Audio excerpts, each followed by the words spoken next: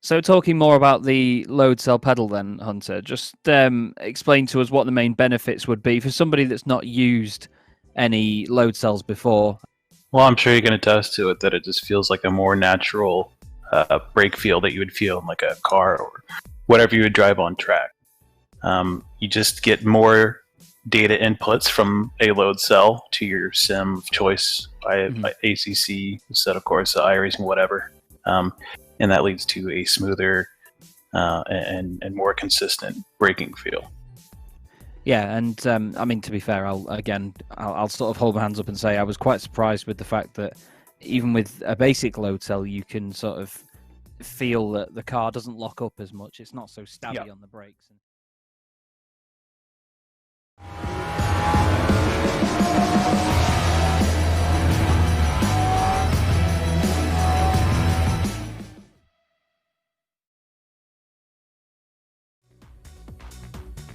Good evening, ladies and gentlemen, and a very warm welcome to round 2 of the SimGrid Academy Cup in association with Trackworks. Tonight we are at the virtual recreation of Zandvoort here in the Netherlands, and a very warm welcome from myself, David Christie. I am all by myself tonight. Luke Rogers, ladies and gentlemen, in chat, we need to get an F for him. He is man down tonight. He is unwell and currently in bed with a bowl of chicken soup and watching the stream. I am reliably informed. So get well soon, Luke. We cannot wait to have you back next week. But filling in the next 15 minutes or so, very aptly, is going to be none other than SimGrid's very own Michael Hamlet. He is off doing very busy, important stuff, I think, anyway. But we'll find out more from him later on. Welcome along, guys. It is race night number 2 of this brand new Academy Cup here for the SimGrid. Really excited to tell the tale of this night tonight, because what a race we had last weekend. It was absolutely awesome stuff at Silverstone, and really set the championship up very, very nicely indeed. We take part in Zandvoort here, but of course it was all about Amir Hassini, who won last week out, taking that full 45 points from Joe McCauley in second place and Niels van de Kegelt in third place there. So it really is a lot to play for. Still very, very early in the season. Another 4 races, including tonight, to go. And this is what to expect tonight. We have got practice is currently underway just now. That will end in about 7 minutes time. Then the drivers move off into their qualifying session, and then it is a 15-minute qualifying session to get themselves onto the race itself, and then we have a fantastic 1-hour race ahead of us, so lots to enjoy for that. But as I said, we are at Zandvoort tonight, and while the drivers are going to be going for their briefing, I think it'd be a fantastic time to check out our Trackworks foot cam and give you a little taste of what to expect here on board at Zandvoort.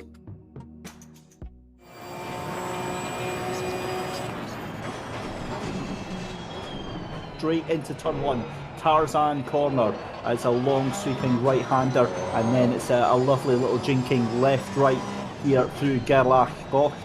and then it's down into the Hugenholt, this strong left-hander. You can see the brake pedal really just not being used at all there. It's all about moderating your throttle input as we run through Hunterug and then up to Rob Slotmacher corner here. Again, a very, very fast section this. The right-hander will really let the car sweep out to the left here at Chirac and then down in towards Masters. Again, the car wants to turn in faster than it will actually be able to down in towards turn 9 here. And the car, again, so important to get a good run out here. And you'll notice from the rear left here, starting to heat up a little bit more than the others. This is the pressures that are being run as we run through turn 10 here. It's then on the run down to the chicane here. You have to pick your braking point just right here, time and time again, down into Hans Ernst corner. The left-hander sweeps out, and again, early on the acceleration, but not too early, because if you do, you will be straight off to that gravel trap in the right-hand side there. Into Kumo corner here. Again, this is the tail end of the circuit. This is a nice fast one here, and you have to pick your entry point nice and early. You see David hugging that inside line through the Ari Lungiek corner, and then again onto the start-finish line there. A very, very fast lap there. That's your Trackworks foot cam there. All about the acceleration, less about the braking, and just lifting off, coasting through the majority of the corners here. A beautiful, beautiful circuit in the heart of the Netherlands. It's been on the go since the early 1940s, and this new iteration we've seen this year has just breathed a new, fresh sigh, a new, fresh breath of air into the track and into the heart of motorsports here in the Netherlands. So, without further ado, then we are at 7:40. We've got about another 4 minutes left to go for qualifying. It's all going to be on Amir Hosseini tonight, leading by that 5 points. We've also got a couple of wild cards in the mix tonight as well. A couple of special guests. One is I've got the name here, David Peril. Not really sure who. I've heard the name, but I'm not sure he is. So yeah, I'm sure he's a wild outsider. And then you've got David Abrevio. Now that is a name that you should be familiar with if you've ever seen the credits on Assetto Corsa Competizione. That is, of course, none other than David Brevio, who is the producer and game design director at Kunos. So be nice to him, otherwise, yeah, bad things might happen to your account. I jest, of course, I jest. David is on for the whole season, which is fantastic stuff, whereas David is, because of his busy schedule, he's just able to join us for tonight. So again, be nice to him as well, but I've got no doubt that he will be up to the top of the standings pace-wise. Now, I did notice while I was blethering away there that Mike Howe from Simply Race brought up the practice times there that we saw earlier on. It'd be good to actually, if we can have a look. Thank you very much, Mike. Igor Ogorodnikov, 1:36.9. Are you kidding me? That is blazing fast around the track here, and that is 3/10 faster than Chris Hook that went in there. Let's have a look as we see Niels van der Kuik in with a 1:37.3 as well. So really 1:37 flat is going to be about where the pace is, because remember, during practice they've got umpteen laps in which they can fire through the laps just now. But of course this is as it is now, because the drivers are in their garages, they're getting their safety briefing from Michael at SimGrid. He is busy in there just now. I'd be interested to see, because we did have one driver from last week actually getting a penalty in qualifying because they missed the driver's briefing. Very, very important part of the evening. It's the usual going over the standards, what's expected, what to do in the case of any issues or anything like that.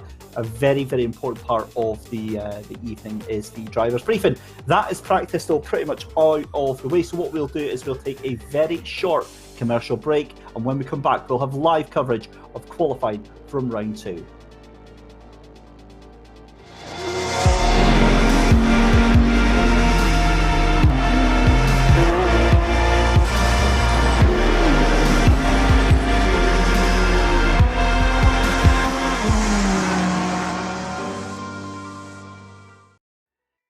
So talking more about the load cell pedal then, Hunter, just explain to us what the main benefits would be for somebody that's not used any load cells before.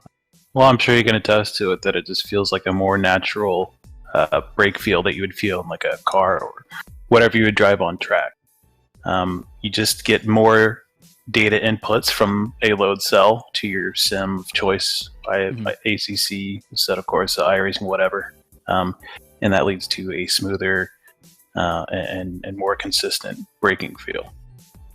Yeah, and I mean, to be fair, I'll sort of hold my hands up and say I was quite surprised with the fact that even with a basic load cell, you can sort of feel that the car doesn't lock up as much. It's not so stabby on the brake.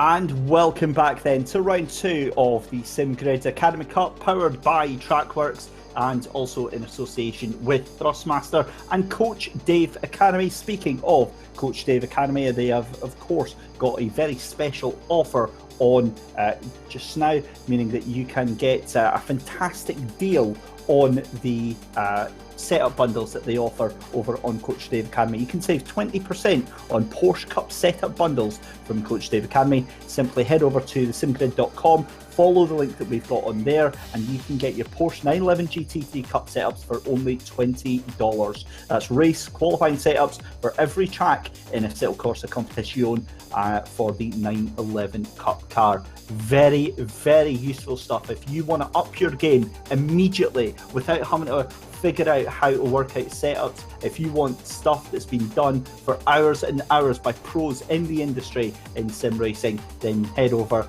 to Coach Dave Academy, check out our link, and you'll save yourself 20% and get that for only $20.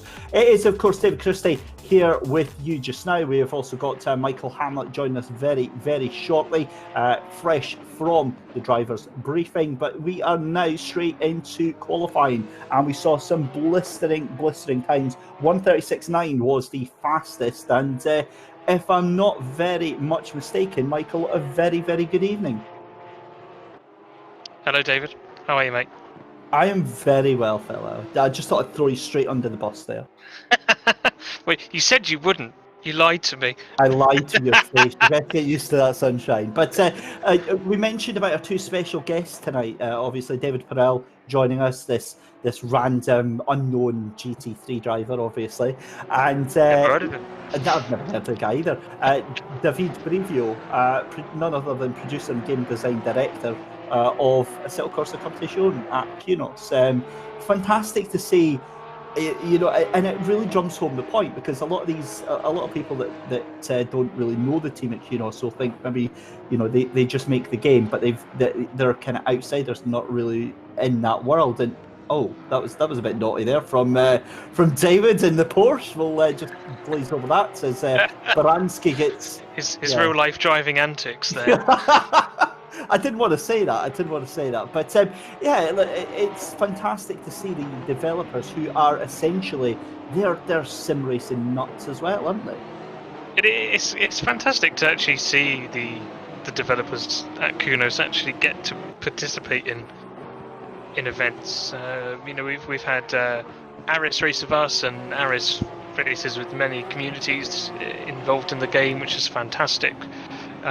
This is the first time we've seen Davida racing, and then, you know, we have Gergo Panka, who races in the World Cup series that we have. So it's really fantastic that the devs get to race with us and other communities, and they get to actually enjoy the game that they love to build, and that we love to host races in as well. We all get to appreciate this fantastic product together. Yeah, and it really is. It's a fantastic package. It's great to watch. The visuals are absolutely stunning, and the job, the effort that these drivers put in, Michael, is absolutely second to none. Oh, absolutely, no question about it. The game ACC has really come on leaps and bounds since its first release.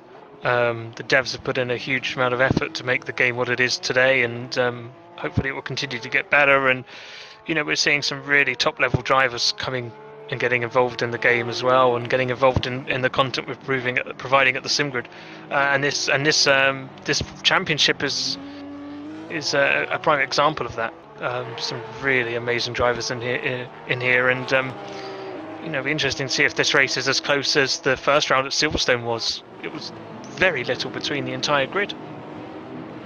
You're absolutely spot on there. It was an intense battle all the way through the field, but fantastic to see YouTube chat out in force tonight. A big, strong Team Russia showing there with a lot of support for Igor Ogorodnikov, who was, of course, fastest in practice there, 3/10 ahead of pretty much everyone else on the field there, and I believe it was at a 1:36.9 that he was able to get that done in. So he'll be hoping to repeat that in qualifying. But it's going to have to, because it's already the pole time from Amir Hosseini. Oh my! 1:36.9. I wasn't even paying attention. I was too busy watching the cars going round there. Of course, we've got the fantastic luxury here of having both the race stream provided by Mike at Simply Race there, and a live timing update as well. So really spoilt for choice here. A lot of support as well for I think that's Samir Ibrahimi, who didn't have the best luck last time. In fact, do I remember rightly? Was it Samir that was the victim of not being in the driver's briefing at the? No, that was Wolf Matuszka. Samir had the issue where he loaded up his quali setup for the race, and he had to pit. That's right. He stormed into a lead, but that's because he barely had any fuel in the car. He'll be looking to make amends of that, and you're absolutely right. It was, of course, Matuszka in the bright pink, machine. As we see a car, we'll just ignore that we didn't see anything there. Igor Baranski there, and that is that's gotta hurt. I've jinxed it, haven't I? That's Samir Ibrahimi. Seconds after me saying he's going to want to try and make up for it. But good to see Igor Baranski, that front right not looking to have any damage after having a bite taken out of it by David Peril. And already on the timing screens there, that looks to be, what's that, a 1:38 I think he's in at the moment. And some hefty times coming in already. And good also to see that we've already got, 30 out of the 35 that we had last week, and that's already in. So we could see that number going up. But that is Wilf Matuszka that we were speaking about earlier, Michael.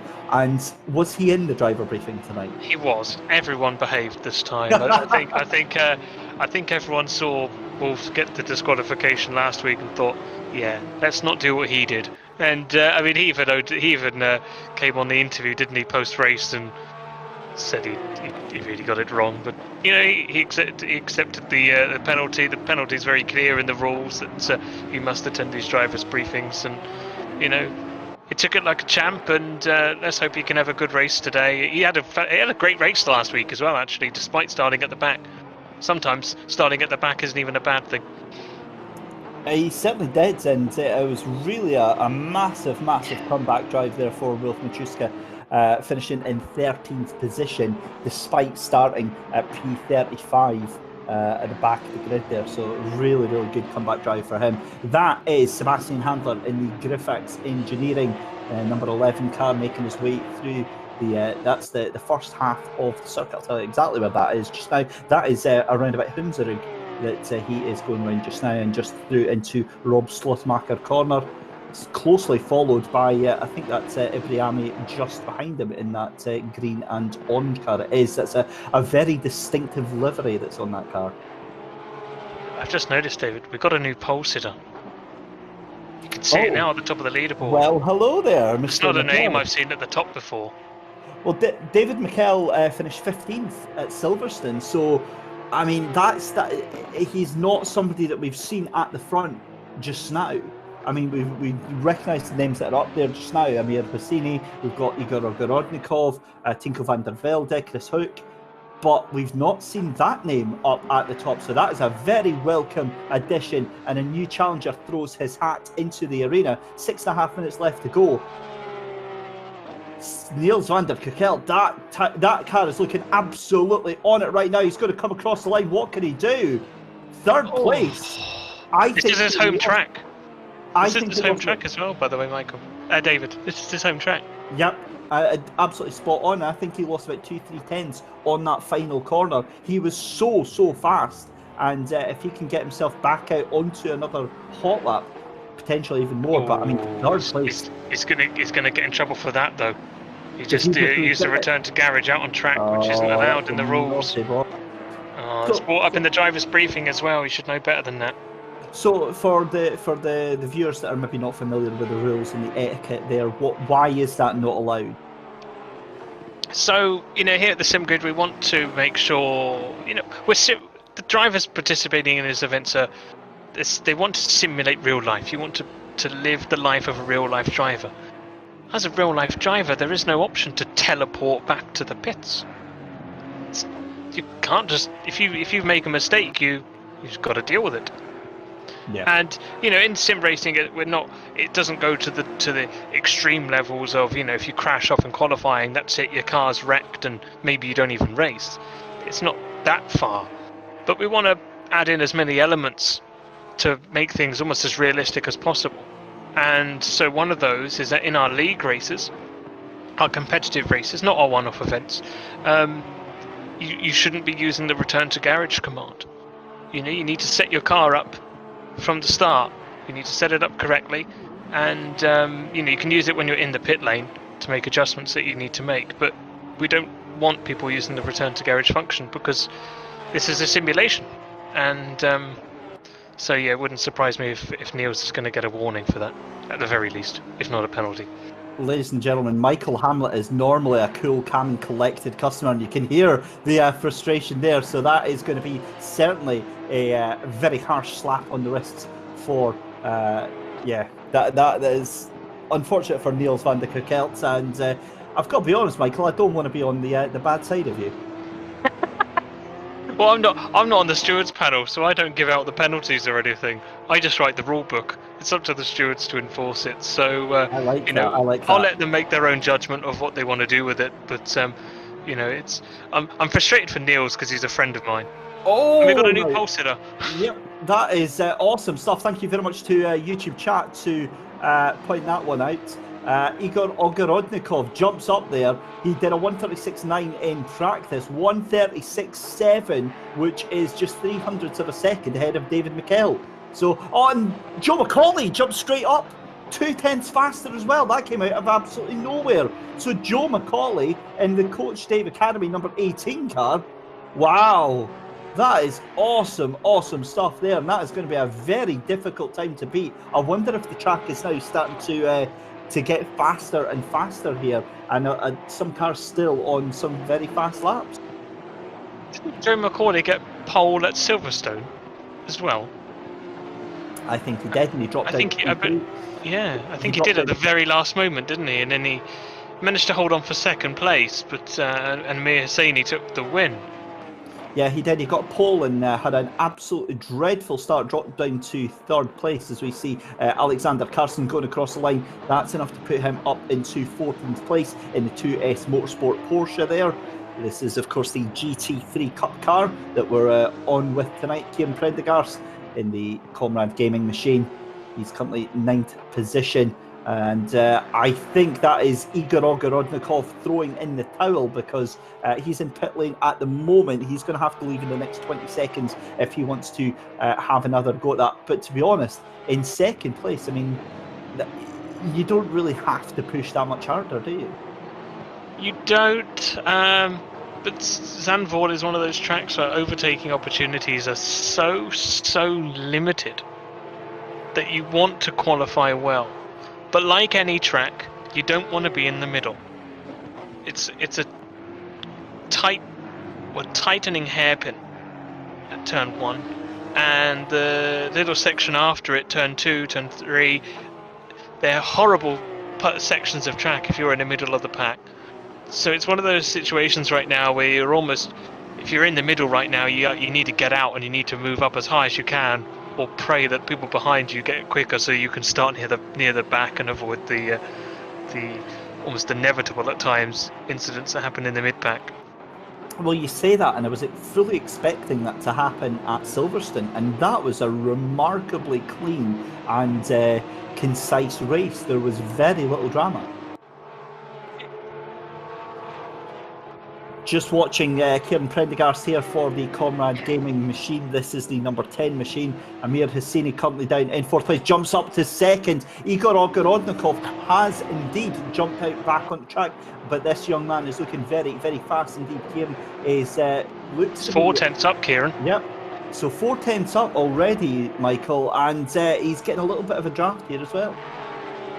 This could be quite some gains if he gets this right. Who was that? Who was that going off? It was Kieran. 2nd place. Massive improvement from Kieran. The question is everyone else going to improve or not? Well, there's an absolute smackdown of a reply to myself. I said Igor Odnikov doesn't really need to get himself back out there. He's safe in 2nd place, and in the space of 2 minutes has lost 3 places and is still only 2/10 behind your pole sitter. 1:36.5 for Joe McCauley at the moment, as Ogorodnikov trying desperately to fire his way through some of the traffic there as he goes through the Rob Slotemacher corner here just now. A long sweeping right-hander, and very, very easy for the car to drift out onto that left-hand side, Michael. It's also it's a difficult car to drive, this Porsche Cup. We saw it at Silverstone. It likes to slide around, and with Zandvoort it's quite punishing with those curbs and with the grass. If you're going to run it, you want to run the edge of the track limits as much as you can for the lap times, but the way the rear end likes to slip out, if you catch the grass, it could spell disaster for you. So that is the checkered flag waving here for qualifying. All the drivers on their final lap just now. As we see, Amir Hosseini has thrown in the towel. He is into pit lane, as is David McKell and Karsten and Lona in 9th and 10th as well. But we're still on board with Igor Ogorodnikov and the Lada Sport Rosneft e-racing team machine. Out of the final corner then, out of Ari Lundek's corner, and going to be a cross line. What can he do? It's not enough. He doesn't improve. It was 2/10 slower. So it looks like pole position then for that man there, Joe McCauley, with a 1:36.5 ahead of Kieran Prendergast in 2nd place, Amir Hosseini in 3rd, Niels van der Kerkelt in 4th place, but again he might be getting a little slap on the wrist for that earlier breach of protocol. Igor Ogorodnikov is still on track at the moment, but he has crossed the checkered flag. He finishes in 5th place, and I believe that was David McKell in 6th place there. So fantastic qualifying action. We are just moments away then from the actual race itself, and my goodness me, Michael, this is going to be something to watch. It really is. This is a real challenging circuit to race at. Like I mentioned before, it's really tight and twisty, and it's one of those tracks, particularly at the start, where it's unfortunately quite frequent that incidents can occur. It's a real tightening part of the circuit, and when you've got so many cars trying to fight through, sometimes incidents do occur. Let's hope that's not the case tonight. These are these are really talented drivers. You would hope they can race side by side without any issues. But this could be a real treat for us tonight. Seeing these cars slipping and sliding around such a tight and twisty track, it's going to be a very different race for these drivers compared to round 1 at Silverstone.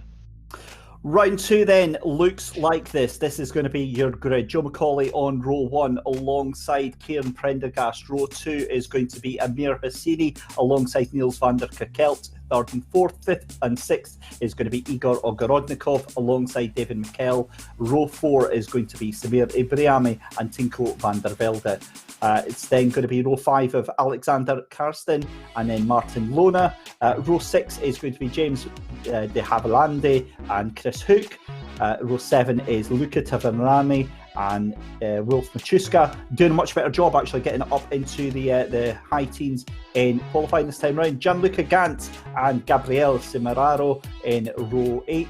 Killian, Ryan Meenan and Dominic Goltz in row 9, Luca Veidlich and Manos Gerardis in row 10, 21st and 22nd for Jan Kaminsky and Zachary Royal, 23rd and 24th for our very own David Peril and Owen Winlock, and then it's Eunice van Druiten in 25th. So surprising to see him down there alongside Sebastian Handler, 25th and 26th, Igor Baranski and Oliver Voigt in 27th and 28th. And rounding out the grid for round number 2, David Brivio and Sam Cairns for your second round of the Academy Cup, powered by Trackworks.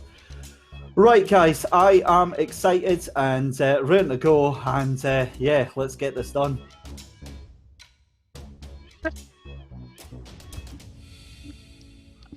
So without further ado then, ladies and gentlemen, we are going to take a very quick commercial break. When you join us, we'll have more build-up from round 2.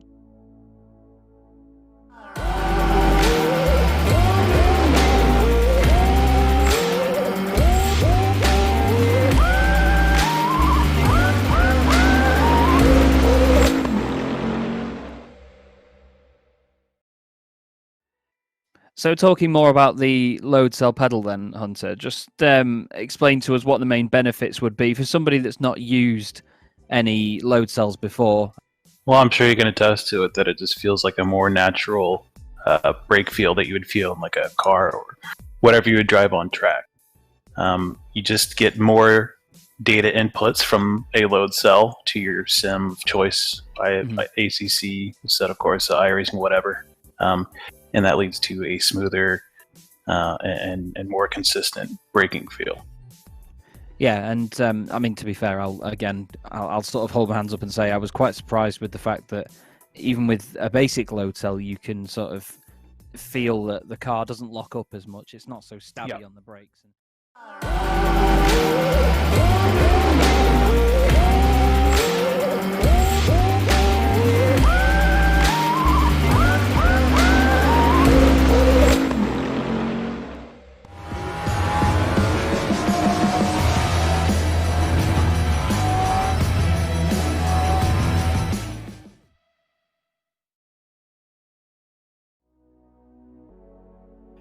A very warm welcome back then to round 2 of the SimGrid Academy Cup. Qualifying has just finished, and we've got to say a big, huge thank you to our series partner Trackworks, as well as Thrustmaster and Coach Dave Academy. Again, remember you can save 20% on the Porsche Cup setup bundles at Coach Dave Academy. Follow the link over at simgrid.com to get the 911 GT3 Cup setups for only $20. The cars on the grid, Michael, and we went through the running order. They look absolutely magnificent, don't they?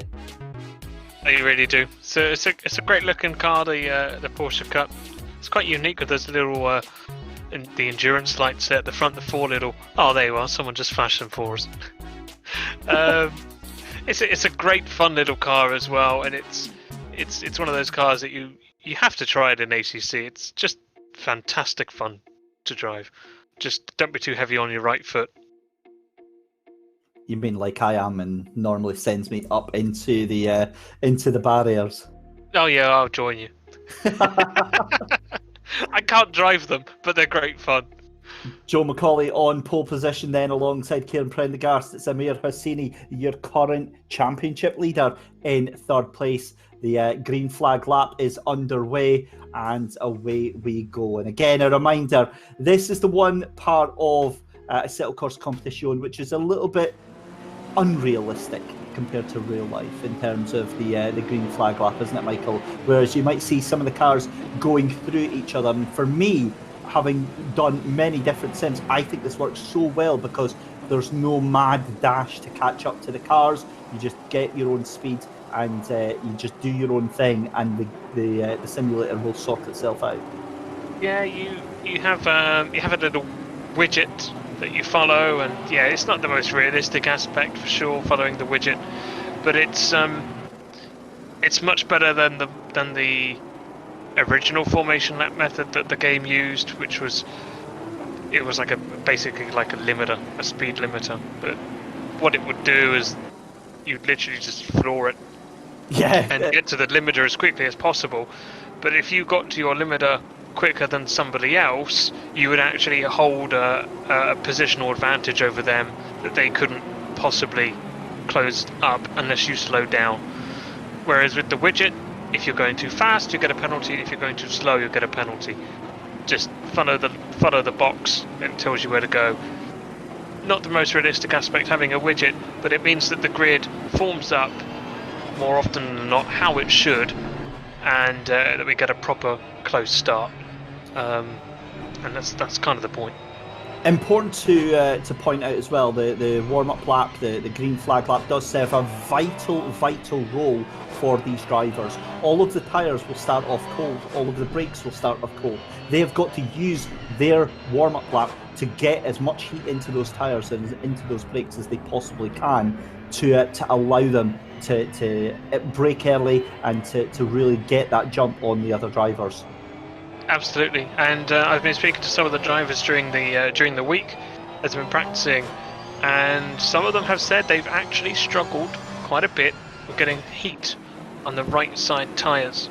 Temperatures are relatively cool, 22 degrees track temperature, which you'd think is okay, but on a track like Zandvoort you're not really loading the right tyres very often, and so they've really struggled with heat throughout the week, so it'll be interesting to see how that comes into effect throughout the race.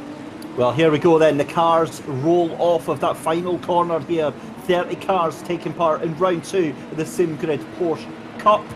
What a race we've got in store for us. Joe McCauley leading Kieran Prendergast across the line. Green flags go, and round 2 is away. We've already got a car almost into the barrier as well, but it's a great start for Joe McCauley. That looks like Amir Hosseini has made it up into second place. It's not. That is actually number 47 of Niels van der Kukelt. What a start. Second place. What a start from Niels. This is his home Grand Prix. He did a race here yesterday which he won. What a start from him. There has been a big crash further back though. Who is that? There's 2 cars. Oh no, that's Samir Ibrahimi, and that is also Wolf Machuska. But the big news is that Niels van der Kukelt, number 47, into the lead. So that is a huge start. We saw him getting in second place, and I didn't see the move for the lead. But that means that Joe McCauley down into second place there. That was just a brilliant. It looked like a brilliant move done by Niels as well. He got a really good launch. You saw him pull out to the right hand side. He started on the left, pulled out to the right. It looked like, I think it was him or somebody else pushing Amir very close to the wall, but not into it, which is okay. But a fantastic move by Niels to take the lead. It's now a case of can he hold on to that as the race goes on. I do need to apologise, I got a little bit overexcited there. It wasn't Samir Ibrahimi, it was his teammate, I think Chris Hook, that was involved in that massive pile-up at the start there, because you see Samir on the inside there, so Samir's up into 5th place. That's Chris Hook, and that's Wolf Machuska, and that is how they come into collection. Big accident there, and that was just 3 cars trying to go into one corner. Is never going to happen. Chris Hook into Wolf Machuska there, but yeah, bad luck there for the pair of them. But it's pretty big damage for Wolf as well. Yeah, and 2 big shunts in the wall. And the thing is that's terrible luck for 2 races in a row. He's not pit though. I've just had a look on my game screen here, and on Racing, he's not gone into the pits. Wolf Machuska or Chris Hoke, so both of them are going to carry on. Maybe the damage isn't bad enough that they need to make the repairs. Tinko van der Velde started further up the grid. He's now further down. He is down into 9th place there in the Side Max Motorworks machine, and trying to catch onto the back of Karsten and Amir Hosseini. But still absolutely stunned. Your race leader Niels van der Kukelt 0.3 of a second ahead of Joe McCauley, as we already have done 10 minutes in the race. 42 minutes left to go. And yeah, this is going to be an awesome next half hour. Be very interesting actually to see, Michael, how this develops in terms of tyre strategy and tyre management. Sure, we saw at Silverstone that the tyres really started to drop off in the performance towards the latter end of the race. And something I've just noticed on the leaderboard, our guest driver for today's race, Mr. David Peril, he's dropped down the order. He was in this top 23 and he's dropped out. And according to my racing, he's in last place. If I could produce it to try and find out what happened to him at some point, that would be much appreciated. But like you say, tyre strategy definitely going to be an interesting thing. I don't expect any pit stops for tyres. There's no mandatory pit stop in this race. It's just a case of trying to manage them so that in those final 10, 15 minutes, you're not just dropping pace off to the point that everyone can catch up to you and pass you. It's a very, very good point indeed. Igor Ogorodnikov then late onto the brakes, just ahead of Kieran Prendergast and Joe McCauley. That's second and third place ahead of him. But you've got to say, Niels van der Kekelt, 0.5 of a second. Here is Dave Peril, and just try to figure out what's happened here. He turns left, and he's going to get... Yeah, he tried to turn into a car. Never going to happen. That's just a shame. That's Oliver Vogt. So it's just gone side by side. They've come together. Oliver Vogt's hit the curb. Nothing he could do. And sends Dave round. Yeah, that's not the best, but yeah, it happens, unfortunately, in these one-make classes. Let's see, we've got another replay coming up. Yeah, this is back to David Perel then. Side by side, see, for me, at the inside line, David's tried to swipe to come across. The car is still there, and Oliver's just kept his foot in. Oliver's just said, no, I'm not giving that up, and it didn't need to happen, but at the end of the day, I think that, you know, David's come off worst out of it, and Oliver's just sort of kept going. So yeah, it is what it is. Back with Igor Ogorodnikov, though, still in that battle for fourth place, and he really is. Oh my goodness me, that was David McKell going very, very wide out of that final turn there, and doesn't really have any ill effect of that. But look at Samir Ibrahimi. Now, we obviously thought that was him that was involved in that earlier accident, but he's right on the tail of Igor Ogorodnikov right now. Really closing down the gap. The difficult part about racing here at Zandvoort, though, is following is easy. Getting past is really difficult. You've got to be very calculated. You've got to plan your moves. And you've got to be opportunistic at the same time as well. You've really got to make a balance, because you know if you go to make a move here, if you rush it and you get it wrong, it could end pretty badly, either for yourself or for the other driver. And you know, you don't want to go risking penalties, not in a grid as competitive as this. If you start making big mistakes and getting penalties or crashing yourself off, it's going to be very difficult for you to fight back, not just in this one race, but in terms of the whole championship. You've got to really just be patient and bide your time. Now, something has happened to Niels van der Kekelt, because that gap was nearly 0.6 of a second, and now Joe McCauley right back on the tail of your race leader right now, really trying to harass him, harangue him, and put him under all sorts of pressure right now. And given that we've got 40 minutes left to go in the race, we're still just under 10 minutes into the race. Joe McCauley really settling down now and really applying the pressure to Van der Kekelt. I wonder if Van der Kokelt's just maybe backing off a little bit. He doesn't really need to push and open the gap too much. It's so difficult to overtake here. The onus is all on Joe to find the opportunity to make a move.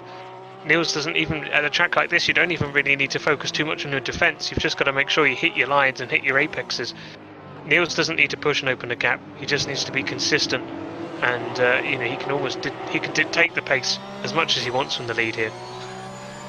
Yeah, he certainly can. We've got a cracking rear shot of Igor Ogorodnikov. That is looking back at Samir Ibrahimi then. This is the battle for fourth and fifth, and I think that Igor is starting to pull a little bit of a gap over fifth place, and just as I say that, Samir closes right back onto the boot lid of that Porsche 911 Cup car.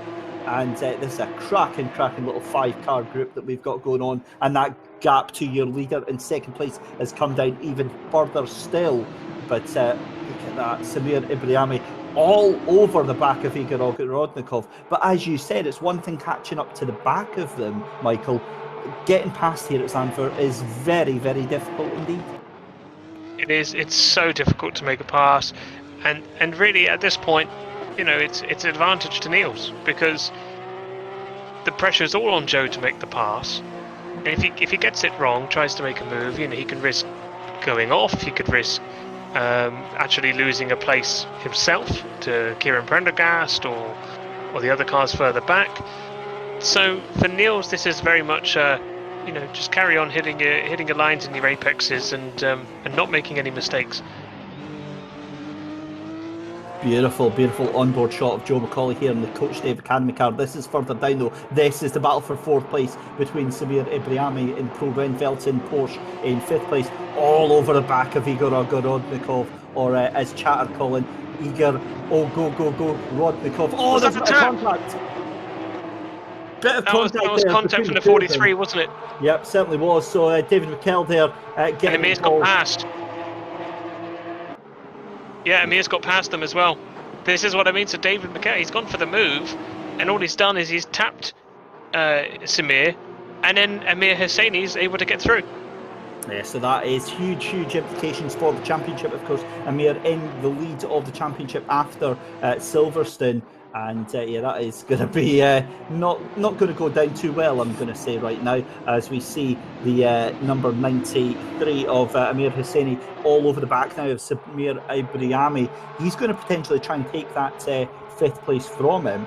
And yeah, this could be very, very lucrative in terms of a lap for him, because that's going to be, 2 positions he's made up on that lap.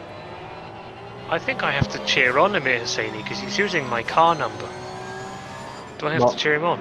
That's a reason if ever I heard one. He's stolen my car number. He's obviously just paying tribute. That's what it is. He goes very, very wide. That's Alexander Karsten in the 2S Motorsport machine, and he is being stalked by Tinko van der Velde. I don't think there's any more word that's any more appropriate. Definitely not. I wouldn't disagree with you. I've just seen on my second screen something again. I'm not sure what though. I missed what happened, but I saw yellow flags on an area of the track, and Chris Hoker has been involved in another incident. So if I can produce it at some point, try and find out what happened to him, that would be much appreciated. But Chris Hoker down in last place now. Yeah, and it's just a case of finishing, because of course you will still get points for finishing, but. Yeah, a very difficult day at the office for Chris Hook. This is Kieran Prendergast. Look at the run though from Ogorodnikov. Wow, what speed that he has got right now. And from absolutely nowhere, Ogorodnikov now putting all sorts of pressure. This is as they come through Shavilak and Masters, and they're now into turn 9 and 10. But Ogorodnikov, the pace he had was absolutely insane as he comes down to hand-turn spot. Oh no, he's hit him! Oh, that's not going to... Oh, there's contact again. That's Samir Ibrahimi. That's the worst place you go on to stop that car, on the entrance to the chicane there at Hans Ernst. And, well, I think race controller most definitely going to want to look at that one, because Igor Ordnikov quite blatantly just overcooked the braking there, and a little bit of a love tap there on the rear, and that sends... him all the way down. Oh my goodness, a huge moment there on the start of the street. Who was that just held on to it? That was David McKell. That was David McKell, wasn't it? Oh, and he's out. That's going to be huge damage there for the number 30. McKell, the number 43, yeah. Wow. He's DNF'd it. I think he's DNF'd it. Get a replay of that one. That was a monumental tank slapper coming out of the Arilunian Dick. Corner there, the last corner. Apologies for butchering it. That is never going to be. We're just going to accept that name is never going to be pronounced right tonight. We'll just never race at Zandvoort again. We'll call it the final corner. That's what we'll do. David McKell, as we see Igor Ogorodnikov though, out in a bit of clear space though ahead of Samir Ibrahimi. Trying to catch up to Joe McCauley there. He's got about a second, nearly 2 seconds to catch up there, and all that has allowed Niels van der Kerkelt to get a little bit of a gap there. This will be Chris Hoker's incident. He's in 21st at this point. And that's Owen Wenlock is behind. Is he just going to catch it? He's just going to spin it. He's just going too much. You could tell on the entrance to that chicane there, the car was already unbalanced, it was unloaded, and you could tell that it was not happy at all. And that's all that's happened, is it's just went straight in. Thankfully, no damage. It's going to be nothing other than a little bit of damaged pride, a little bit of bruised ego for Chris Hook there. But especially now we're showing it on stream. Yeah, well, you know, we've immortalised him, haven't we? Ogorodnikov is on a charge though. He's brought the gap down by 0.2 of a second. So he is trying to hunt down that battle for second place there. Joe McCauley looking a little bit wobbly coming out of that first turn there. And I'm wondering if the tyres are starting to get a little bit cosy now, Michael. At this point, your tyres should still be okay. It's going to be this last, probably in maybe 15 or 20 minutes time, maybe is when we're going to start seeing the tyres having some issues. The one thing that I suppose we haven't considered is that with Silverstone, the drivers reported they were really struggling with the tyres, but Silverstone is a track that really loads and works the tyres a lot. You see it in all forms of racing, particularly it's got the Formula 1 this year in real life, for example, how so many teams are struggling with punctures and the tyres having issues. A track like Zandvoort doesn't work the tyres quite as much, so it may not be quite as much of an issue. Oh, this is the incident with the 43. Big tank snapper. Oof. Oh, so he's clipped the wall, it's unsettled the car, sent him into the other barrier, and that is heavy damage. That's going to take at least 3 minutes to fix, and to be honest, that is your race done and dusted at that point. F in chat for sure. Oh yeah, 100%. F in chat for David McKell there, please, ladies and gentlemen. He was your fastest man on track, and I believe the next person behind him is the man in 5th place, Amir Hosseini. So he, I think, did a 1:37.3. So Amir kind of takes that one on, and there we go. We see the F's filtering down for David, and it's frustrating because I mean we'd seen him in issues earlier on, but it's that whole balance, isn't it, Michael, about fast is loose and on the edge of control, and in these Porsche Cup cars you're already on the edge as it is. Yeah, I think actually I'm just going to double check, but I have a feeling he has the fastest lap of the race as well. So he's clearly got the pace in his ability and in the car, but you know this shows how punishing a track like Zandvoort is. It really is a punishing track.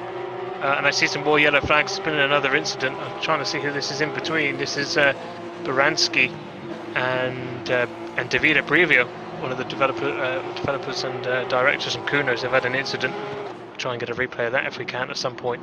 Oh, hope it's not contact. That's going to be a ban hammer. Can you imagine that, being a developer of a game and just like you get wiped out by someone and that's it, right? You're never playing my game again. Of course, that's never going to actually happen, but you know, we haven't seen the incident. It might have been him doing it. Who knows? Yeah. Joe McCauley then is caught right back up to your race leader Niels van der Kelt, and the gap down now just to 0.3 of a second. So you've got to think that something has happened with Niels. That car maybe getting a little bit leery because the last lap's round, Joe McCauley did a 1:37.3 and Niels did a 1:37.7. So big moment. There we go. Amir Hosseini though lights up the timing screens. 1:37.2. He is your new fastest man on track, the guy in 5th place, your current championship leader, and he is certainly letting us know about it. But Joe McCauley here, as we cut to a replay, what is of this? Baranski and Brivio. Oh. So Brivio's gone, oh, what's happened there? Oh, Brivio! Oh dear! And he used the ban hammer on himself. What on earth happened there? Right, so you're the developer of the game. How do you explain your way out of that one? That is, yeah. I've got the feeling that the Kunos Discord is going to be clipping that one for sure. Let's see a different angle of the same incident. So we can see David behind. I think he just snatches a brake. I'll be honest with you. He does look. He's locked up. Oh, yeah. I hope that's what it was. It looked like a little bit of a jink to the left there. So I don't know if the car just. I have a feeling what he was trying. It looks like he's braked too late, and he knows that if he carries on in the trajectory he's on, then he's going to go straight into him. So it looks like he tries to dart the car left, and then in the intention is to miss the car, to just take himself off left, go off into the gravel, miss the car. He's got it completely wrong, and We're going to go on board. unfortunately, he gets it even more wrong and actually hits the car. I hope Mike has the Yeet soundtrack into. Oh! Yeah, he's trying to miss. He knew he's got his brake too late, and he's trying to yank the car to the left to miss the Porsche. It looks bad. But though. actually, It looks bad. catches. Yeah, it doesn't look good. It doesn't look good. But I know exactly what he's trying to do. We see it so often in sim racing where, if you miss the braking point going and you're on the inside of the corner, that they don't try and change their direction, or sometimes they even turn it into the apex of the corner, and then all they do is bounce across the corner and across the track and wipe out. In this attempt, he's actually tried to take himself, basically ruin himself by turning himself to the left, but just gets it wrong and actually hits the Baranski. It's a big shunt, and it's a big mistake to make. It doesn't look good. Yeah, all I'm going to say is if that happens to me, I'm coming in your Discord voice chat and using some choice Scottish language on that one. But it's what's happened. There's nothing that we can do about it now. We go back to the race. So 25 minutes left to go in the race. Gianluca Gantz. We haven't really had a chance to look further down the grid. Just behind 17th place there of Gerardis, and a really, really decent time out at Silverstone for Manos Gerardis here. 3 wide. Yeah. 3 wide. Yeah, that's fine, boys. Just calm it down, maybe. As we see, and a little bit of contact there from Gianluca Gantz, just nudging him out the way there.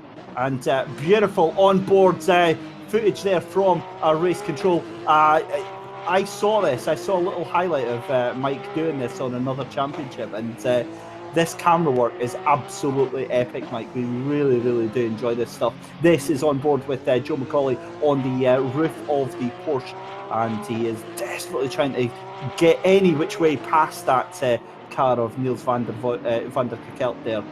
Back with that battle for Gianluca Gantz there, and Gianluca ahead of Semeraro and Gerardis. Nice little way to make up 2 positions. I'm trying to monitor both these battles here. It's trying to monitor this one from Joe McCauley, trying to battle for the lead, and there's so much going on a track like this. And I've also got a penalty for the 999. Got disqualified for that incident. No. He got the big one, the biggest one.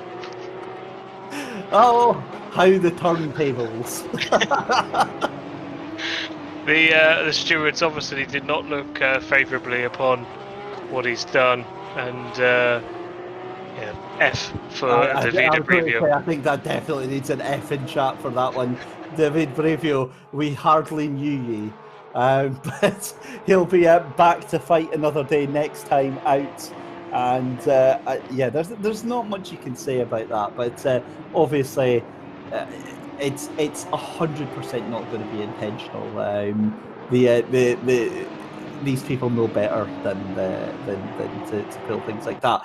Back with the racing then, Samir Ibrahimi in 4th place, just behind Igor Gorodnikov, and Amir Hosseini, despite that pace, has actually caught very quickly onto this lead battle right now. So this is now, again, a 5-car battle for the lead between Niels van der Kakelt, Joe McCauley, Igor Ogorodnikov, Samir Ibrahimi and Amir Hosseini with just 25 minutes left to go. And again, this is just an all-out battle, an all-out dogfight for the 45 minutes. There's no real strategy going on, there's no real tactics going on. It is just hell for leather, door-to-door racing for that full 45 minutes, isn't it, Michael? And that's the pure intention of this championship. It's like you say, it's just a dogfight. It's just 45 minutes, and the real life Porsche Cup series, they run their races for 30 minutes, if I'm informed correctly, 30 minutes, but we decided to extend it a little bit just to add in that little element with the tyres, because we knew that these cars do work the tyres pretty hard. So just adding in that little bit of extra time, the extra 15 minutes to make a 45-minute race, just adds a little bit extra something than doing a 30-minute races. But this is so different to the other races that we have, the Endurance Cup, World Cup, even the Sprint Cup. This is just all out, pedal to the metal, hardcore racing. Yeah, and it's much better for it. It really, really is much better for it. In the main picture then, we're going picture in picture here. Oliver Vogt ahead of Rolf Machuska, trying to catch down onto Gerardus there in 18th place there. We can see Machuska gets a 5-second penalty, and Gantz just ahead has a 10-second penalty. So that is potentially huge. And in the inlay picture on the bottom right, you can see your battle for the lead. Top 4 cars now split away a little bit from Amir Hassani in 5th place there. But fantastic little battles going on all the way through the field there. You can see Oliver Vogt trying so hard to get past Gerardus, and Semerano now being dragged into that battle as well here. So, you know, this is a cracking little fight for 17th, 18th and 19th place. There's battles absolutely everywhere on track, and this is why I love Zandvoort. It's a track where you can just follow cars so closely. I'm looking at this one that we're seeing in our main picture. I've got on my other screen, I can see the top 4, and there's just nothing to separate them, and they're all in the same car as well. They've all got to deal with the same characteristics of the car. It's you know, you really have to be a very talented driver and a very have great racecraft to make your way up in this field. Oh, and a big drift there from Oliver Vogt. That is going to allow Machuska to take advantage. He's going to have the speed coming up to the chicane here. Weaves one way, then the other. A beautiful defensive driving there from Oliver Vogt in the Keck Esports 22 machine, that iconic purple and lime green livery, and that is going to drop them further back from that battle for 16th, 17th and 18th place. Meanwhile, we cut back to the lead, and it's now 2 separate little groups. Look at Joe McCauley all over the back of your race leader, as is Samir Ibrahimi just behind Igor Ogorodnikov. Now look at that, 10-second penalty for Igor Ogorodnikov. Wow, that is monumental. That is going to drop him back out of the top 10. Well, I mean, you know, he had that incident, didn't he? Oh, look at this from Samir. Fantastic Thank you very move. much. I mean, he was going to take that third anyway. Even if he didn't take it on track, he was going to take it through this penalty to Igor. And I mean, this penalty to Igor, you know, you can't really say it's not deserved, because, you know, he had that incident with Kieran Prendergast, and Prendergast is all the way down in 14th now. So that 10 seconds is some very quick maths, probably going to put him around that position. And that's the intention of these penalties. The way they apply penalties here in the sim grid is, it's a lot of the times where, you know, where the stewards can, it's about the result, the impact that the collision has had on the other car. We're taking into account, you know, potential damage, positions lost, and things like that. So incidents earlier on in the race, where the grid is much closer together, you may actually receive, you know, bigger penalties than something later on where the field's more spread out, because you may lose more or less time on an incident earlier on, particularly when the grid's all packed up. Because if you get pushed off track, you're going to have to sit and wait before you can rejoin, which is what Prendergast had to do. That's a very, very good point, and it's actually great to see those relative penalties, you know, the punishment fitting the crime. And great work from race control team to try and even up that incident. But Joe McCauley still all over the back as we go under 20 minutes here for round 2 of the SimGrid Academy Cup, powered by Trackworks and in association with Thrustmaster and Coach Dave Academy. And just watching Joe and Samir now onto this little train as well. And this is what it is now. It's a little 3-car train for the lead, and any one of these 3 drivers could take the win right now. Igor Ogorodnikov just dropping away a little bit, and Amir Hosseini, I was expecting him to get onto that lead group much quicker than he is.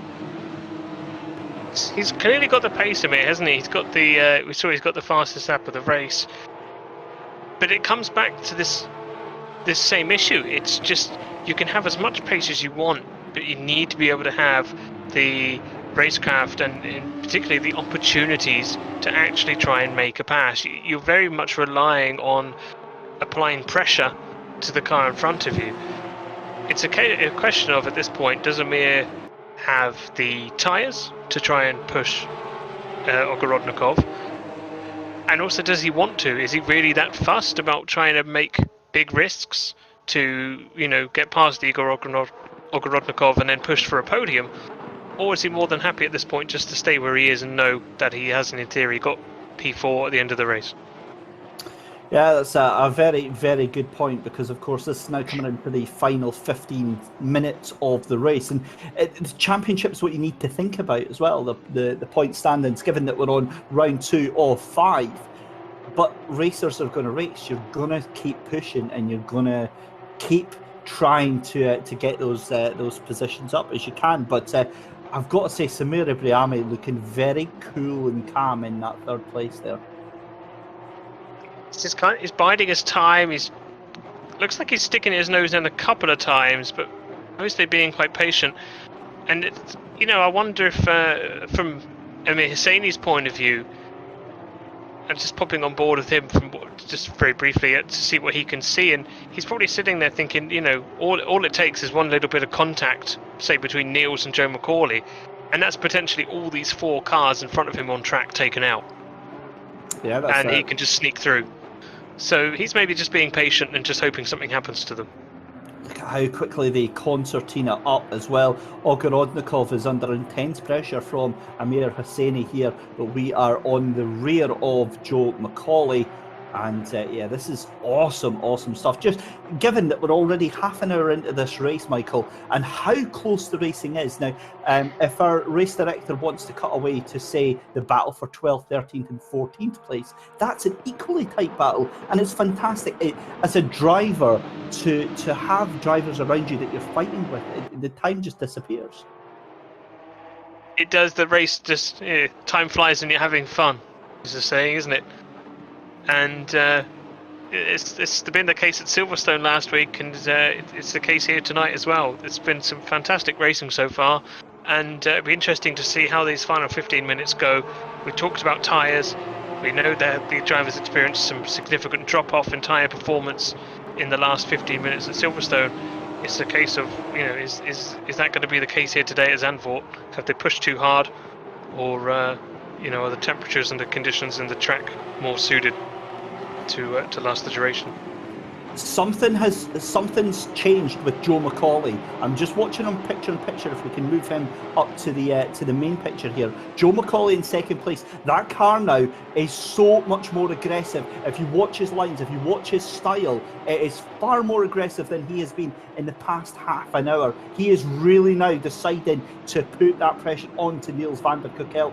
Thinks it's time to flip that switch, and I wonder if that's because now he's got intense pressure from Samir Ibrahimi behind him, as well as Igor Ogorodnikov, and Niels van der Kukel is getting quite the train behind him. Is this time to bring out the cliche, the best form of defence is attack? I wouldn't have, but yeah, we'll let you away with it. It's all good. It's all good. But you're absolutely right. It is, because you have to keep pushing. You have to keep charging forward. And I've noticed it myself doing endurance races, doing 3-hour stints. You get to that point where if you drive in your mirrors, it's game over, because your speed, your edge that you've got, your ability as a driver goes out the window, because you're second guessing yourself, you're second guessing the driver behind you, and you're looking out for them rather than concentrating on getting yourself in that state of flow. All Niels needs to do is do a couple of good corners, a couple of good laps, and just really throw that car around, and then suddenly Joe's going to have Samir behind him, and is going to concentrate on Samir rather than catching up to Niels. I have to. These drivers deserve some fantastic credit, huge credit for how they've raced so far. You've got Niels, who's taken this pressure of all these cars behind him. He knows that one big mistake and he could lose all the 4 positions here. So he's dealt with the pressure very well. But then Samir and Joe have also had to deal with pressure, because for Joe, he's got to focus in front of him on Niels, and then he's also got to worry about those cars behind him as well. It's very true what you say. You can't be driving looking in your mirrors, but that it can be quite distracting, hard to focus forwards when your rear view mirrors constantly full with another Porsche's grille.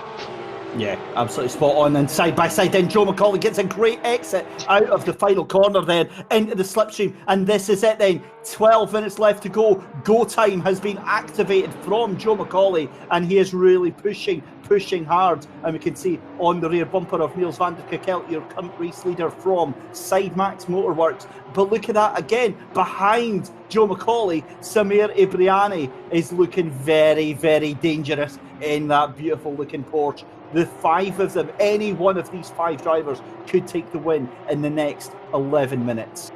Blue flags ahead as well, David. Kieran Prendergast has had an incident, I think on the last lap. He's pit and he's come out in last place. So Kieran Prendergast will be receiving blue flags from this chasing pack. How is he going to potentially impact this battle? This could be significant. Certainly could, as we see David in chat as well. That is David Brevio. We saw that incident earlier on, and just a heartfelt apology from him in chat. We did say it was 99.9% it was a completely unintentional move, and he's just confirming that. And we're delighted to have him on board. We really look forward to having him on next week. It's one of those things. These things happen in real life, and they happen in the sim world as well. Absolutely, we saw, didn't we, as soon as we looked back at the incident, you know, it didn't look good, but we could see what the intention was from Davide, which was to actually dive his own car left and avoid the Porsche, but unfortunately ended up clipping it, and you know, it looked really bad, but we know that Davide wasn't doing it intentionally. You know, he's tried to take evasive action to avoid a collision. Unfortunately, caused one. Of course, Ibriani has lost it in the first corner there. I don't know if he lost it on his own there, but Ibriani is off into the K litter. He's just handed the podium to Amir Hosseini potentially, and there's also been an incident somewhere else on track. Killian Ryan Meenan's also had an incident, was facing the wrong way. So in the space of a few seconds, we've just seen two very talented drivers, Killian Ryan Meenan and Samir Ibrahimi, both going off and having problems. Well, that is absolutely huge for the championship there, because Amir Hosseini gets back into third place there. Let's have a replay of that. I think he's just lost it on himself. Oh my goodness! Contact! No. Huge smash on the rear there from the number 41. Rodikov. He's already got a penalty. He's probably going to get another one now. That's going to be again, we can only offer opinions on here. We are nothing to do with race control, but that's going to be a severe penalty, given what we saw for our Mr. Kunos there, David Brevio, and again, that was for me. David's one was it was much less than this. I mean, look at this. He's from miles off. Looks like he's clipped the grass or the curb on the right-hand side, I think, and you know, that's what I think happened. And you know, if you clip when you're braking, if you go onto the grass or the curb, particularly these curbs here at Zandvoort, you completely unsettle the car. And if you go onto grass, you're literally just sliding. You're not braking anymore. You're just sliding. What I don't see, Michael, and again, yeah, I'll completely give you that if that's what's happened. But for me, the car looked, and it'd be great if we could get a replay from a different angle on that one. I think we're just about to get that now. I don't think he was on the grass at all. Oh, but that was after the breaking point. I don't understand that at all.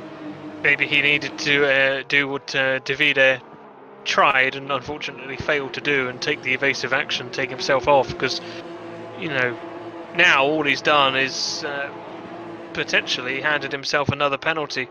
Whether he'll get it in with the remaining time, or maybe the stewards will have to have a look at it and do it post-race, we'll wait and see what happens.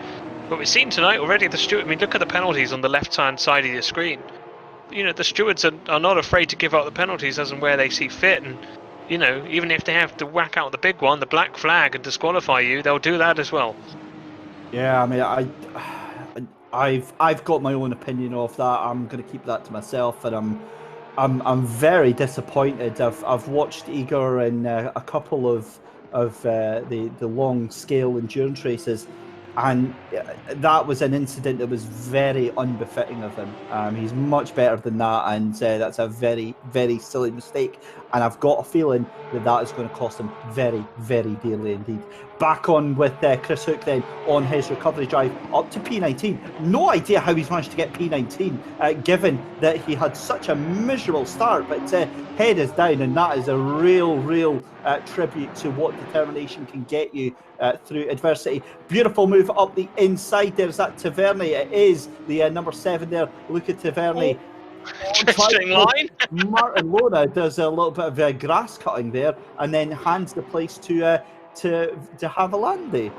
So it's good to see a good performance from De Havilandi, because if you remember, he qualified very well at Silverstone, up near the top, if I remember, and then he had his wheel. I think it was his wheel broke, and he had to DNF at the start, if you remember. So as you do. It's good to see a good performance from De Havilanda. And Chris Hogan right on the back of Oliver Vogt. He couldn't get any closer if he tried. Yeah, and once he clears that, he's then clear to catch on to Gerardus in 17th. But I don't think he's going to do it because he's 3 seconds down the road on that one. But just shows you how much fun these Porsches are to drive. Meanwhile, back up then with James de Havilanda there, takes the inside line from Taverny. In fact, that's Taverny getting past him there. Cracking little battle this though, because this is bringing Lona back into the battle as well there. This is the battle for 8th, 9th and 10th position, and it gets some big points in the championship. I've just seen Ogrodnikov gets upgraded penalty. Yeah, they've upgraded his penalty to a drive-through, and I think that's fair. I think a drive-through is possibly fair. That seems fairly standard for the penalties that for those kind of incidents at the sim grids. So consistency and it's playing its part there, and I'm sure you can't argue with it. And that 10 seconds will look like it will still remain as well. Yeah, so that was a straight up drive through for that incident, and that's separate to the 10 seconds. So and that was just behind there. Let's have a look there. That was we saw a car spinning off in the corner there, and I've got a feeling that might have been, was that Oliver Voigt that we were watching in the background there? Because we saw a car just going off. In fact, no, I'm not too sure who that was. We'll find out. It wasn't Voigt. It wasn't Voigt, because Hoker's still right behind him. Well, we'll find out who that was there. We just saw them sliding under, braking into the left-hander there. But back on board then with Chris Hoyk, just behind Oliver Vogt. This is just a brilliant little battle, and it just shows the respect from these two drivers as well, as he goes across the grass. There is a little bit of grass that you can cut there. You see how they're pushing these track limits to the absolute edge, though. This is Wolf Matuszka and Semeraro. I think Wolf Matuszka has got a penalty, but when you're on track, you still want to make those positions as much as you can, despite your penalties. Here we go, side by side then between Chris Hook and Oliver Voigt, and brilliant little battle. I think Voigt's going to have the inside line into the chicane here. Has he gone too deep? Because Chris Hook gets a great run up. Little tap. Another one. More. Oh, this is awesome stuff. A little bit of rubbing is racing, and the two of them still side by side. And this is what I like to see, is the fact that both drivers will maybe have a little bit of contact, but they're just, each of them is given as good as they're getting right now. And it goes back to how the places were. Oliver Vogt moves into the 18th position again there. And I bet the two of those drivers are having an absolute whale of a time. It's something you say, rubbing is racing, and I was watching the stream from David Peril yesterday. He was using some of the daily races that we at the SimGrid are building technology for some daily racing, and he was doing some racing on that over the weekend. And one of the things that he was mentioning during his stream was that the standards that a real life driver goes by differs a lot from a sim racer. If a real life driver was to do to a sim racer what the real life drivers do to each other, the sim racer would kick off moaning and saying this is dirty and this isn't fair. But in real racing, the real racers just get on with it. And it's interesting how the standards differ, and sim racers expect a lot cleaner racing than the real life drivers do. Yeah, it's a very, very good point. Back on board with second place then, and this is the battle still for the lead. Still, with just 2 minutes left to go, we cut away for the past 8 minutes, and we haven't really seen them much at all. The gap had extended to a second. It's now condensed back to bumper stuff. Hosseini is going to be safe in that third place right now. I don't think he's going to catch back up to this battle for the lead, but Niels van der Kekelt holding on to every inch of this Dutch track here as Joe McCauley throwing everything but the kitchen sink and really, really trying to put the leader under every bit of pressure that he possibly can. So, this is starting to look very fighty. You can see a little bit of a wiggle there from Joe McCauley. Under braking that car is at its absolute ragged edge. Absolutely pushing at Joe McCauley. He was about 0.3 quicker last lap. So Joe's really pushing, but I mentioned a few laps ago how they got this blue flag, which is Kieran Prendergast, the car that we just saw going past the screen there. But Kieran's got a good pace himself. So Niels and Joe haven't been able to catch up to Kieran, which means the blue flag hasn't really come into play yet, which is probably what Joe was hoping for. And they're going to have one more time around, so next lap's going to be the last lap, I think. So Joe's going to have to either, lick the stamp and send it, or accept a P2. Oh, and he's really, really pushing hard there. A big, big drive off the final corner there. And it's two ways of thinking, Michael, isn't it? The saner heads say it's the championship you've got to think about. But I'm unfortunately incredibly immature and inexperienced when it comes to being on a charge on the final lap. If I'm in that position, it's win it or bin it for me. You risk it all. You put all your eggs in one basket. For me, I would take the second place. I mean, this is the same podium as Silverstone, just Niels and Hosseini in a different order. But for Joe, if he takes this, there'll be 2 second places in 2 races. And for the championship, consistency is what you need to win. And these 3 have proven so far that they're pretty inseparable. So if Joe was to go for a, what did you call it? Win it or bin it. Yep. He's potentially throwing the championship away. Whereas if he just sticks with it, takes his second place, he gets his prize money for second place, and can carry on fighting for the whole championship win. It's fine. We need drama. Right, have a look at this. This is the battle for 21st then and 20th. This is Killian Ryan Meenan all over the back of Royale. Zachary Royale, very, very poor performance for him today. At the 7th place at Silverstone and all the way down in 20th position. Killian Ryan Meenan, nothing to write home about either just now. But we'll cut back to the leaders just now because final running corner. around the final corner for the final time. And it's going to be a wonderful, wonderful race win then for our race winner. It's Niels van der Kekelt takes the win from Joe McCauley. And then in 3rd place is your championship leader, or former championship leader, Amir Hosseini. And then in 4th place is going to be Karsten in 4th place. A fantastic 4th place for him. And then in 4th place for Karsten, who got a DNF at Silverstone in that last lap round, or that last time round. Tinko van der Velde is in 5th place. Samir Ibrahimi down into 6th place after that huge contact earlier on. It's going to be Weidlich in 12th place. Jan-Luca Gantz in 13th. Sebastian Handler in 14th place there. It's in 15th place that is going to be Gabriele Semeraro. It's Wolf Machuska in 16th place there, and then Gerardus in 17th, Manos Gerardus in 17th, Oliver Voigt in 18th, Chris Hoyk in 19th place, Zachary Royal finishes P20, Killian Ryan Meenan finishes in P21, and then it is Kaminsky in P22. P23 is going to go the way of Winlock. I think that's Oliver Winlock, isn't it? And then in 24th is Igor Baranski. Kieran Prendergast finishes in 25th. David Peril in 27th. Eunice van Drooy 7 laps down in the 995 car. That is an absolute shocker for me in 27th place. Yeah, it looks like he in the 92 DNF'd, I think.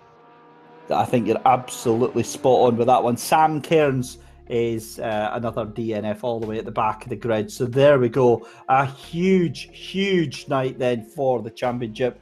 And that'll be very, very interesting to see how that works out points-wise. I'll have to get the old Excel sheet, and we'll get the website upgraded at thesimgrid.com. You can check out the latest standings on that in the next couple of hours.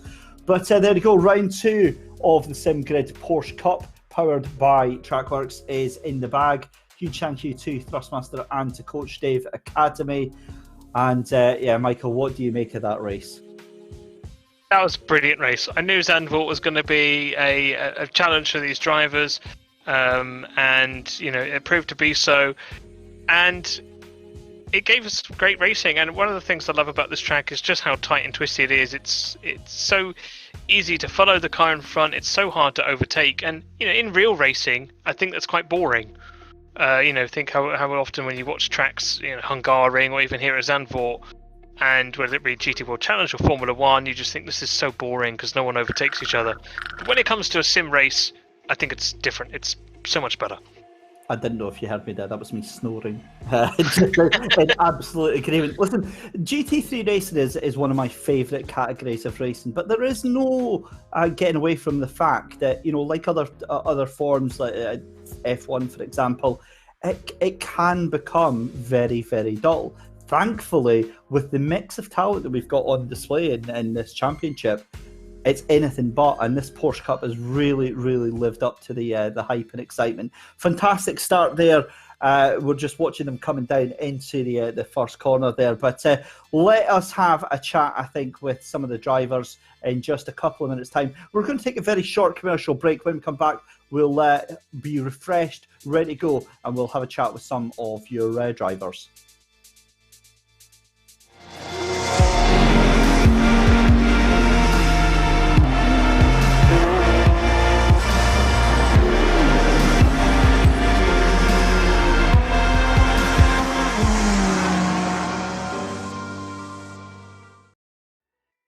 So talking more about the load cell pedal then, Hunter, just explain to us what the main benefits would be for somebody that's not used any load cells before. Well, I'm sure you can attest to it that it just feels like a more natural brake feel that you would feel in like a car or whatever you would drive on track. You just get more data inputs from a load cell to your sim of choice by ACC, Assetto, Corsa, iRacing, whatever. And that leads to a smoother and more consistent braking feel. Yeah, and to be fair, I'll sort of hold my hands up and say I was quite surprised with the fact that even with a basic load cell, you can sort of feel that the car doesn't lock up as much. It's not so stabby on the brakes.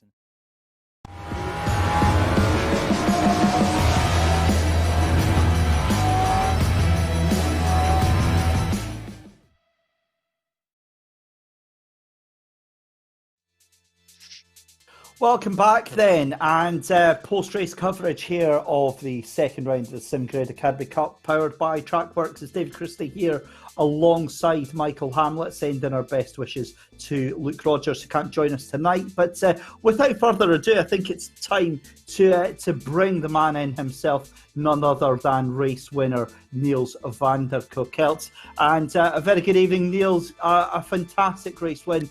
And not only that, but just a brilliant race for you. Evening, gentlemen. Yeah, oh my God. I'm so happy. The hometown win. Again, back to back. Oh, man. Yeah, that feels good, boys. Oh, my. And you were under intense pressure all through the race. Earlier on, it was under from Igor Ogorodnikov. And then for pretty much the entire race, Joe McCauley welded to your back.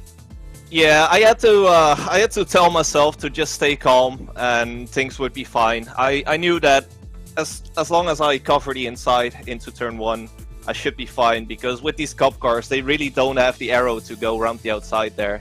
So it was really the only place where I had to make sure I was always on the inside when Joe was really nearby. But yeah, it worked out beautifully, and I was just kept on telling myself, just stay calm, it'll be fine, and it worked out in the end.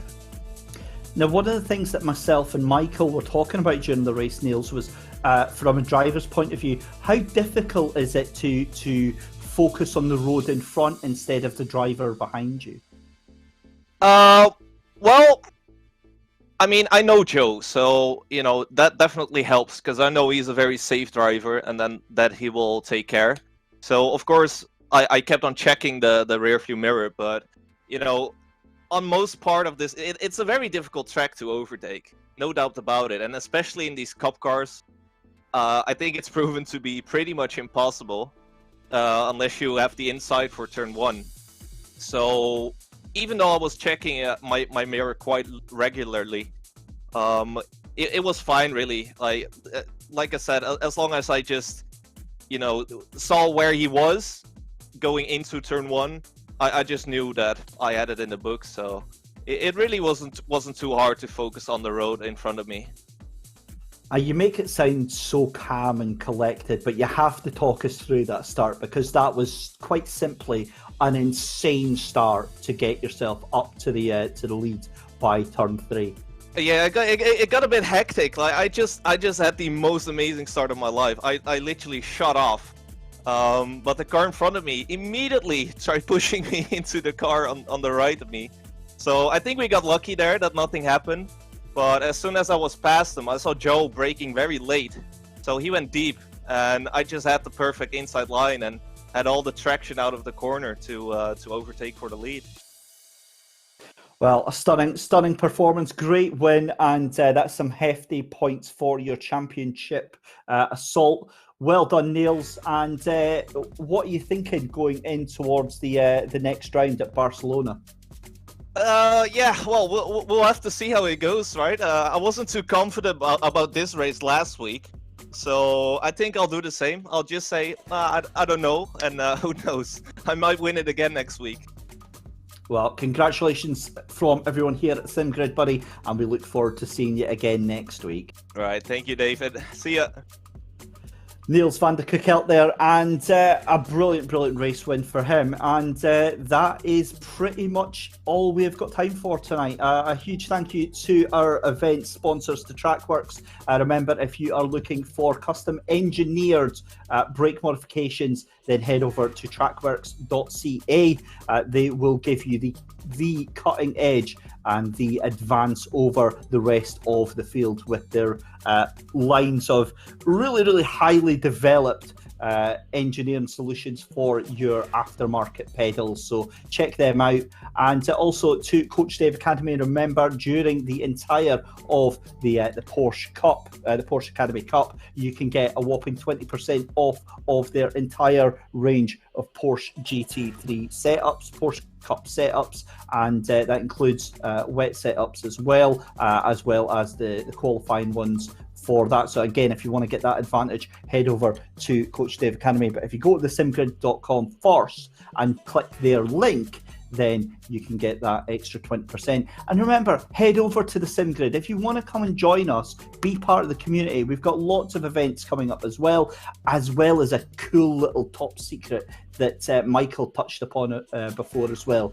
If you head to beta.thesimgrid.com, then you can check out the cool daily race feature that they are trying out. It's still in testing, still in development, so there's still things that they're ironing out, but it is one of the most exciting new things for the SimGrid. It is really, nothing else is out there that is offering that right now that is not called iRacing. So great to see that functionality being brought into Assetto Corsa Competizione, and you can see on screen there Coach Dave Academy. Coach Dave Academy, we cannot speak enough about David Peril and the guys over there put in hours and hours and hours of work onto the car setups so that they can provide a safe, balanced setup so that you don't have to. You can just buy the setup and know that a professional has put hours and hours and hours of dedication into tweaking that to give you the cutting edge and give you the advance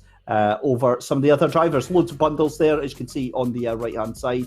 So if you are really serious about your championships, head over there and get your setups. But that is it, Michael. Thank you so much for joining us, buddy, on your analyst debut for the Porsche Academy Cup. Thank you, David. It was a real pleasure. Well, it's the second time I've been in the comms box. It's not usually a roller for Phil, but Luke's not feeling too well tonight. So I hope Luke's feeling a bit better. Hopefully he's tucked up in bed and watching this race, to be honest. So it's a pleasure to join you, David, and I really, really cannot wait for next week because the top three, all three of them have been on the podium in both 2 rounds. All three of them are on the exact same points. Shut up. Seriously? Oh, so They're all on the exact same points. A joint 3-way first place. That is incredible. So just to remind you then who that is Amir Hussaini, that is Joe McCauley, and that is Niels van der Kekelt, all joint for first place. Yeah. So, next week, Barcelona, could it be the same podium again? It's almost coming down to, this championship could easily go down to the wire, whether it be between those three or any of the other drivers. This grid is so competitive. And there's so many fantastic races coming up. And, this Thursday, we'll be streaming one of our one-off events that we don't usually stream, one-off events. But we've got the Rainmeister. Find out who's the best driver in the heavy rain conditions at Nürburgring, which is a fantastic opportunity to pick up those wet setup bundles that you mentioned, David, from Coach Dave Academy. I know plenty of drivers who have already picked them up and trying them out. And one of the drivers I was talking to said they're now 2 seconds faster in the rain for picking up the bundle than they were before.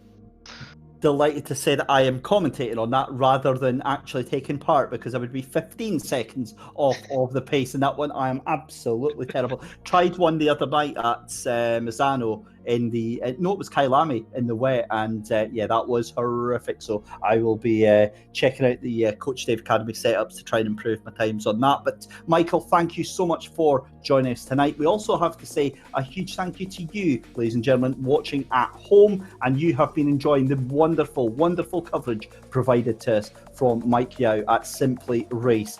Awesome camera work and incredible production values all make it look so easy and give us a fantastic platform to present to you. But that is us. Thank you for joining us on round 2. Join us on Thursday for the Rainmeister event, and join us on next Monday for round number 3 from Barcelona. But from myself, David Christie, and from Michael Hamlet, good night and see you next time.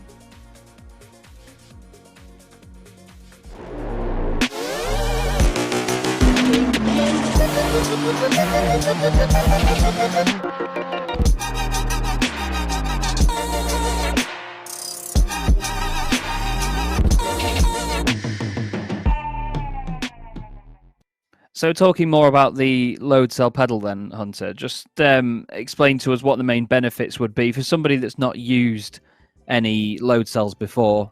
Well, I'm sure you can attest to it that it just feels like a more natural brake feel that you would feel in like a car or whatever you would drive on track. You just get more data inputs from a load cell to your sim of choice by ACC, Assetto, Corsa, iRacing, whatever. And that leads to a smoother and more consistent braking feel. Yeah, and to be fair, I'll sort of hold my hands up and say I was quite surprised with the fact that even with a basic load cell, you can sort of feel that the car doesn't lock up as much. It's not so stabby on the brake.